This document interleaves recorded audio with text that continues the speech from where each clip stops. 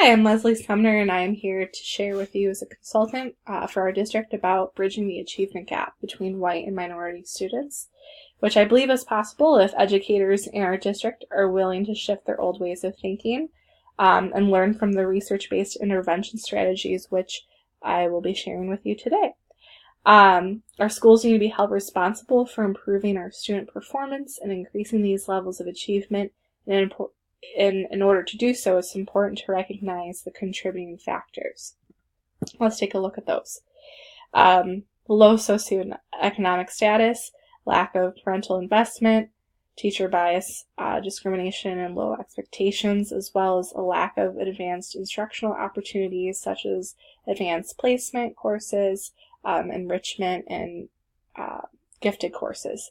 So in order to bridge the gap, I'm offering that our students need more equitable opportunities such as access to learning supports, establishing a strong culture of collaboration among staff and students, as well as building a solid curriculum and instruction that is based on state and district standards. We're going to move over to take a closer look at interviews of two principals that are going to give us insight on how to bridge the gap. The first is a high school Hispanic population predominantly.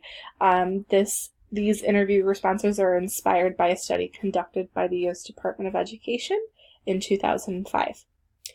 Del Valle High School in El Paso, Texas has a student population of 1,800 students. 97% is Hispanic, and it is a Title I school, which means that there is a high percentage of students eligible for free and reduced lunch.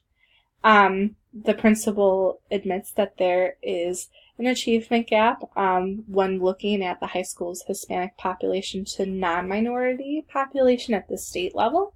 The areas where they're looking to improve is in English, language arts, social studies, and science. However, they're very proud of their statistics in closing the achievement gap in mathematics, especially in 2001-2002.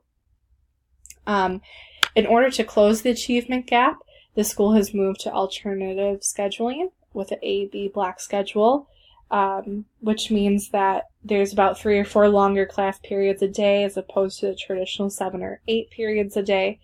The principal also encourages the student population to participate in AP classes, and the staff's been very instrumental in the development of curriculum.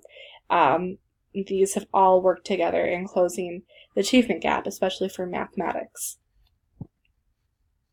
Moving over to the high school African American population, these interview responses are inspired by information found on Collins Academy's high school webpage, which is a Chicago public school. It's a smaller school, 261 students, 98% Black student population, and it is also a Title I school.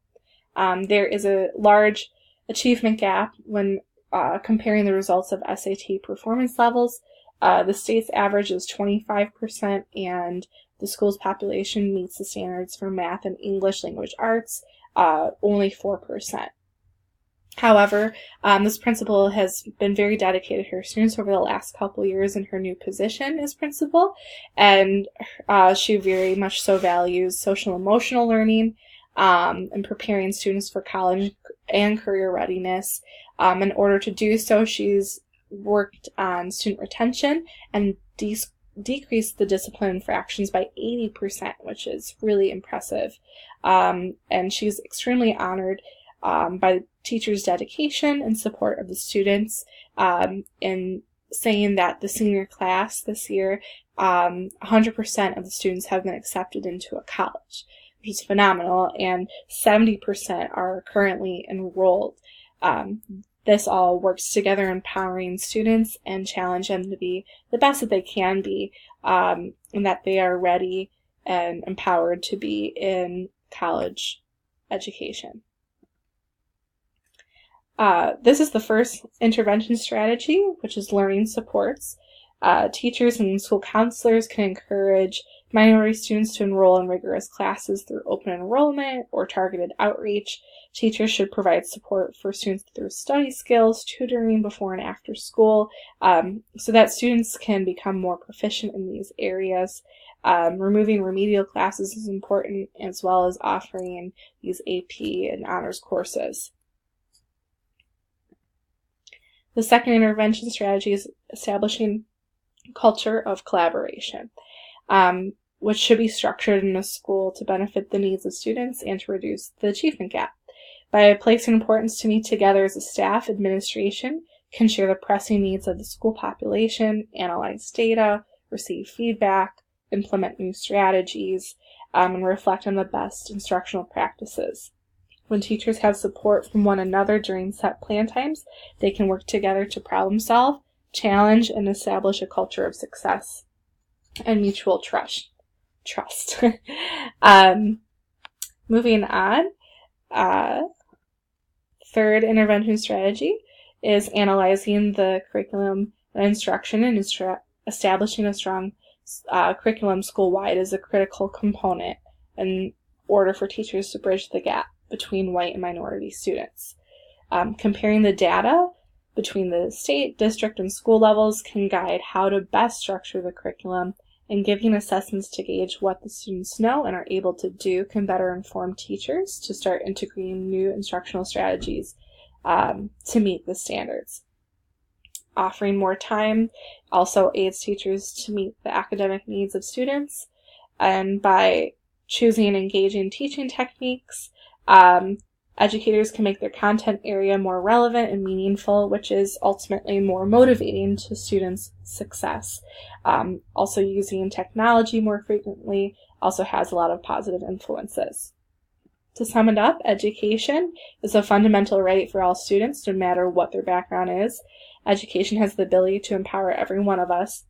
It's important for the teachers of our district to recognize what we need to do to move away from traditional mindsets.